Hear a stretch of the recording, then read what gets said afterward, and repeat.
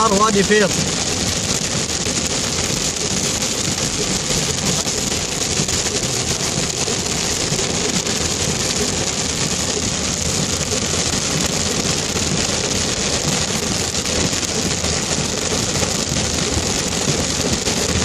أربعة 11/2013 شنطار وادي فيض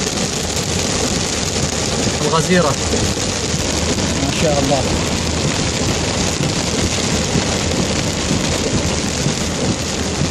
لعيون شبكة المطاردين ومركز الصواعق الجوية.